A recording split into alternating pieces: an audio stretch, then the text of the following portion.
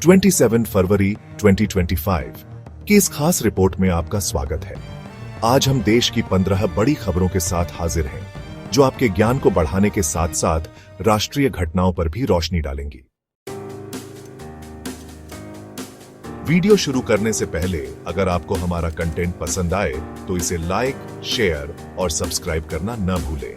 साथ ही नीचे दिए गए जनरल नॉलेज क्विज में अपना सही जवाब बताएं। भारत का सबसे बड़ा रेलवे स्टेशन कौन सा है? A. Howrah junction, B. Delhi junction, C. Chhatrapati Shivaji terminus, D. Chennai central. सही जवाब कमेंट में लिखें। सुप्रीम कोर्ट की किराएदार और मकान मालिक पर अहम टिप्पणी। सुप्रीम कोर्ट ने हाल ही में एक महत्वपूर्ण फैसले में किराएदार और मकान मालिक के विवाद पर विचार करते हुए एक निर्णायक आदेश जारी किया। अदालत ने स्पष्ट कहा कि मकान मालिक को यदि आवश्यकता हो अपने संपत्ति के किसी हिस्से को किराएदार से खाली कराने का अधिकार है। इस फैसले में न्याय व्यवस्था ने सामाजिक, आर्थिक और कानूनी पहलुओं को ध्यान में रखते हुए दोनों पक्षों के हितों का संतुलन बनाए रखने का प्रयास किया। यह निर्णय भविष्य में विवादों के समाधान में मार्गदर्शक सिद्ध होगा और नागरिकों को न्यायपूर्ण राहत प्रदान करेगा। यह अवसर न्याय हेतु महत्वपूर्ण है। और अब अगली खबर की तरफ बढ़ते हैं। तमिलनाडु के मुख्यमंत्री स्टालिन के आरोपों पर अमित शाह का जवाब। तमिलनाडु के मुख्यमंत्री के स्टालिन द्वारा लगाए गए आरोपों पर केंद्रीय गृह मंत्री अमित शाह ने जवाब दिया। शाह ने स्पष्ट किया कि तमिलनाडु सहित सभी राज्यों को किसी भी राजनीतिक दबाव से प्रभावित नहीं होने दिया जाएगा। उन्होंने कहा कि सरकार अपने सिद्धांतों पर अडिग है और लोकतंत्र की रक्षा के लिए हर संभव कदम उठाएगी। उनके बयान में यह सुनिश्चित किया गया कि दक्षिणी राज्यों के हितों का संरक्षण सर्वोपरि है। इस विवाद ने राष्ट्रीय राजनीति में हलचल मचा दी है, जिससे क्षेत्रीय नेताओं के बीच मतभेद सामने आए हैं। यह स्थिति लोकतांत्रिक मूल्यों की पुष्टि करती है। भारत ने रक्षा क्षेत्र में ऐतिहासिक सफलता हासिल करते हुए पहली बार एंटीशिप मिसाइल का सफल परीक्षण किया। रक्षा मंत्री राजनाथ सिंह ने बताया कि इस परीक्षण ने समुद्री सुरक्षा को नई दिशा दी है। परीक्षण से देश की सामरिक क्षमता में वृद्धि हुई है तथा यह दुश्मनों को स्पष्ट संदेश भी प्रदान करता है। तकनीकी प्रगति और अनुसंधान के सहयोग से भारतीय रक्षा बल विश्व स्तर पर अपनी पहचान मजबूत कर रहे हैं। इस उपलब्धि से देश में आत्मविश्वास का संचार हुआ है और सुरक्षा प्रणालियां सुधरी हैं। यह सफलता राष्ट्रीय सुरक्षा में निर्णायक मील का पत्थर साबित होगी। कोलकाता में संपत्ति के लालच के कारण एक घातक अपराध हुआ, जिसमें मां बेटी ने एक महिला रिश्तेदार की हत्या कर दी। इस घटना में कथित अपराधियों ने शव के टुकड़ों को सूटकेस में भरकर चोरी छिपे रखने का प्रयास किया। पुलिस ने मामले की गहन जांच शुरू कर दी है और सबूत एकत्र करने का काम तेजी से जारी है। समुदाय में इस कृत्य के प्रति आक्रोश व्यक्त किया जा रहा है। अधिकारियों ने नागरिकों से सावधानी बरतने और संदिग्ध गतिविधियों की सूचना देने का आग्रह किया है। इस घटना ने समाज में सुरक्षा व्यवस्था पर सवाल उठाए हैं गंभीर। राहुल गांधी ने सावरकर से संबंधित ऐतिहासिक सबूतों को अदालत के रिकॉर्ड में शामिल करने की मांग की है। उनके अनुसार यह कदम भारतीय इतिहास की सच्चाई उजागर करेगा। गांधी का दावा है कि सावरकर के दस्तावेज और प्रमाण भविष्य की पीढ़ियों के लिए महत्वपूर्ण है। इस पहल से इतिहास के विवादास्पद पक्षों को दृष्टिकोण से समझने में मदद मिलेगी। विपक्ष ने इस मांग पर सवाल उठाए हैं, जबकि समर्थक इसे पारदर्शिता के लिए महत्वपूर्ण कदम मानते हैं। यह विवाद देश के इतिहास पर चर्चा का केंद्र बन गया है। यह महत्वपूर्ण मुद्दा आज भी राष्ट्रीय बहस का विषय है। बेलगावी से बेंगलुरु के बीच वंदे भारत ट्रेन शुरू होने वाली है। बेलगावी से बेंगलुरु के बीच वंदे भारत ट्रेन की सेवा जल्द ही शुरू होने जा रही है। यह नई ट्रेन सेवा तेज, सुविधाजनक और किफायती यात्रा विकल्प प्रदान करेगी। रेलवे प्रशासन ने बताया कि ट्रेन का संचालन अप्रैल के पहले सप्ताह से आरंभ किया जाएगा। इस पहल से क्षेत्रीय कनेक्टिविटी में सुधार होगा और यात्री यात्रा में आसानी महसूस करेंगे। तकनीकी उन्नति के साथ साथ सुरक्षा मानकों का भी विशेष ध्यान रखा जाएगा। नई सेवा से न केवल समय की बचत होगी बल्कि आर्थिक गतिविधियां भी बढ़ेंगी। यात्रियों को आरामदायक अनुभव के साथ साथ आधुनिक सुविधाएं उपलब्ध कराई जाएंगी। यात्रियों का विश्वास। और अब अगली खबर की तरफ बढ़ते हैं। अरुणाचल प्रदेश में 1400 किलोमीटर लंबा हाईवे बनेगा।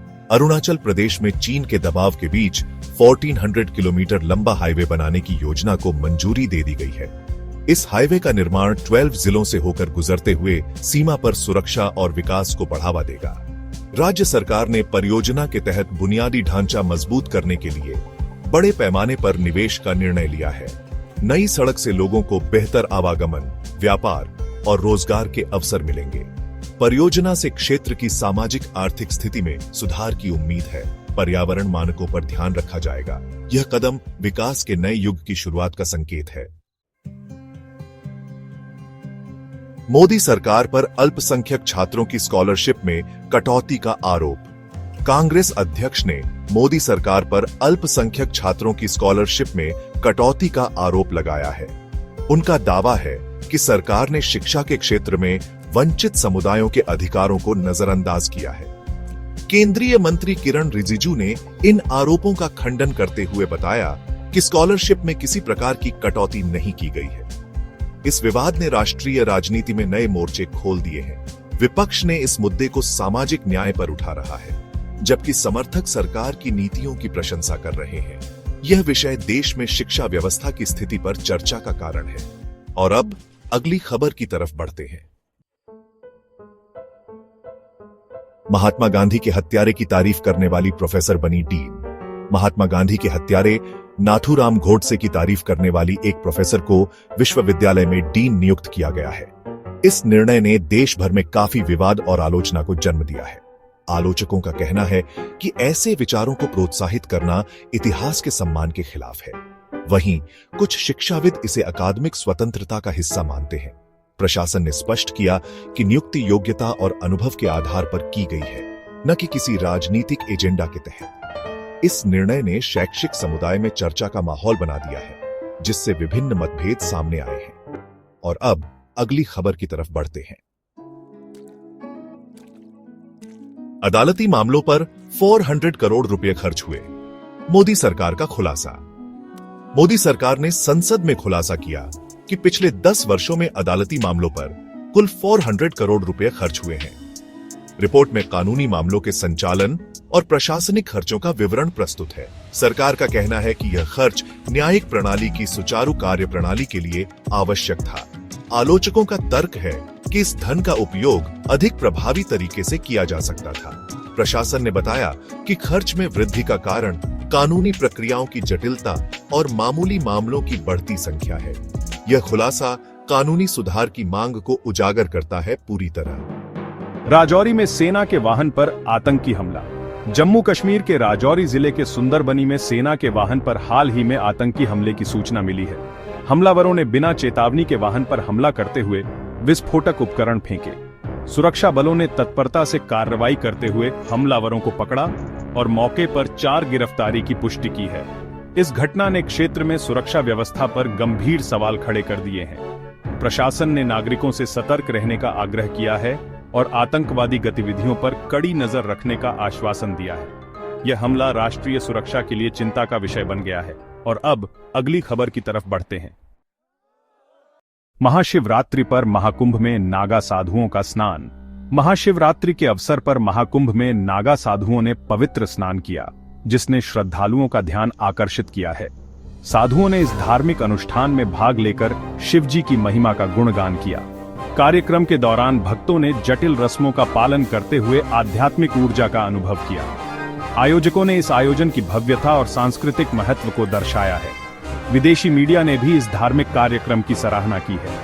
इस महोत्सव ने श्रद्धा और आस्था की नई मिसाल कायम की है, जिससे स्थानीय और दूर दराज के लोग प्रभावित हुए हैं। यह आयोजन धर्म और संस्कृति का संगम है। और अब अगली खबर की तरफ बढ़ते हैं। हरभजन सिंह की देशभक्ति पर सवाल उठाने वाले यूजर पर केस दर्ज। क्रिकेटर हरभजन सिंह की देशभक्ति पर सोशल मीडिया यूजर द्वारा उठाए गए सवालों के खिलाफ केस दर्ज किया गया है। यूजर ने हरभजन सिंह के भाषण में असंतुलित विचार व्यक्त किए, जिसके चलते विवाद खड़ा हुआ। पुलिस ने मामले की जांच शुरू कर दी है और आरोपी से पूछताछ की जा रही है। प्रशंसकों और आलोचकों के बीच इस मुद्दे को लेकर मतभेद उत्पन्न हो रहे हैं। समर्थक कहते हैं कि देशभक्ति एक व्यक्तिगत भावना है, जबकि विरोधी इसे अनुचित रूप में प्रस्तुत करने का आरोप लगाते हैं। यह घटना सोशल मीडिया पर चर्चा का मुख्य विषय बन चुकी है। और अब अगली खबर की तरफ बढ़ते हैं। मां के खिलाफ अदालत में बेटे ने याचिका दायर की। जज ने कहा, घोर कलयुग। 77 वर्षीय मां के खिलाफ अपने बेटे द्वारा अदालत में याचिका दायर की गई है। बेटे ने मां के आचरण को गैर जिम्मेदार ठहराते हुए न्यायालय से उचित कार्यवाही की मांग की है। मामले में मां के आचरण को घोर कलयुग कहा गया है, जिससे विवाद और भावनात्मक प्रतिक्रिया देखने को मिली है। न्यायालय में सुनवाई के दौरान दोनों पक्षों ने अपनी अपनी दलीलों को प्रस्तुत किया है। समाज में इस मामले को नैतिकता और पारिवारिक मूल्यों के संदर्भ में गंभीरता से लिया जा रहा है। इस विवाद ने सार्वजनिक चर्चा और मीडिया में व्यापक आलोचना का कारण बना दिया है, पूरी तरह। और अब अगली खबर की तरफ बढ़ते हैं। अमेरिका से आई भगवती सरस्वती तलाक के बाद बनी साध्वी। अमेरिका से आई भगवती सरस्वती, जिन्होंने तलाक के बाद साध्वी का जीवन अपनाया है, ऋषिकेश में समाज सेवा और आध्यात्मिक गतिविधियों में सक्रिय हैं। सरस्वती ने अपने अनुभव साझा करते हुए बताया कि उन्होंने नए जीवन की शुरुआत करते हुए आत्मसमर्पण और साधना को प्राथमिकता दी। उनकी साध्वी जीवन शैली ने युवाओं के बीच प्रेरणा का स्रोत बना दिया है। स्थानीय लोगों और पर्यटकों ने उनका स्वागत गर्मजोशी से किया है। प्रशासन ने भी उन्हें सामाजिक सेवाओं के लिए सम्मानित किया है। यह कदम पारिवारिक संघर्ष के बाद मानसिक शांति और आध्यात्मिक उत्थान का प्रतीक है। यह उनकी अदम्य आत्मा है। और अब अगली खबर की तरफ बढ़ते हैं। कैसी लगी आपको ये सारी खबरें, मुझे कमेंट्स में जरूर बताइए। अगर वीडियो अच्छा लगा हो तो इसे लाइक कीजिए, और अगर आपने चैनल को सब्सक्राइब नहीं किया है तो अभी सब्सक्राइब कीजिए। साथ ही घंटी के निशान को दबाना मत भूलिएगा, ताकि आपको हमारी हर नई वीडियो का नोटिफिकेशन सबसे पहले मिले। मैं फिर मिलूंगा ऐसी ही अच्छी और खास खबरों के साथ। तब तक के लिए जय श्री राम, जय हिंद, वंदे मातरम।